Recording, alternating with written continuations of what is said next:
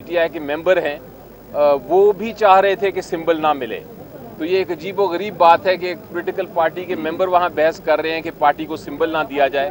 تو اس سے نظر آتا ہے کہ یہ سارا ایک کنسپریسی تھی, ایک کنسپریسی کے تحت ہی یہ ایکشن لیا.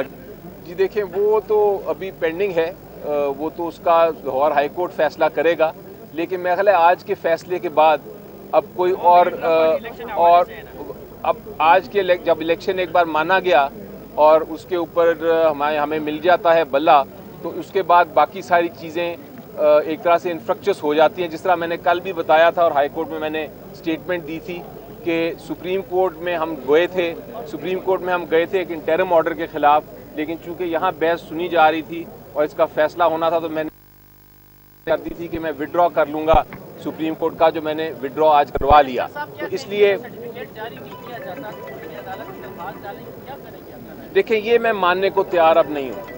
اب بہت ہو گیا کیونکہ الیکشن یہ جو پہلا آپ کو یاد ہے جب آرڈر آیا تھا کہ سمبل واپس ہمیں ملا تھا ایک انٹرم آرڈر سے اور الیکشن کمیشن آف پاکستان نے نہیں مانا تھا, تو ہم نے برداشت کیا. اس کے بعد انہوں نے جو سیکنڈ آرڈر آیا اسے واپس لے لیا, ہم نے قانونی کارروائی کی, ہم نے اس کی اپیل کی. لیکن اب 2 دن کی بحث کے بعد آج ہائی کورٹ میں جب اناؤنس ہو گیا ہے, سارے ان کے وکلا تھے اور ان کی ٹیم بھی تھی, پوری لیگل ٹیم الیکشن کمیشن کی. ابھی اگر انہوں نے اگلے 15 منٹ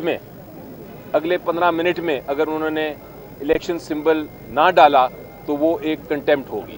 اور اب پھر میرا خیال ہے قوم بھی برداشت نہیں کرے گی اور ہائی کورٹ بھی برداشت نہیں کرے گا اور عدالتیں بھی برداشت نہیں کریں گی کہ اتنی اگر خلاف ورزی ہوگی آرڈر کی. تو انشاءاللہ امید یہی ہے کہ اگلے 15 منٹ میں آپ وہ ویب سائٹ پہ دیکھیں گے.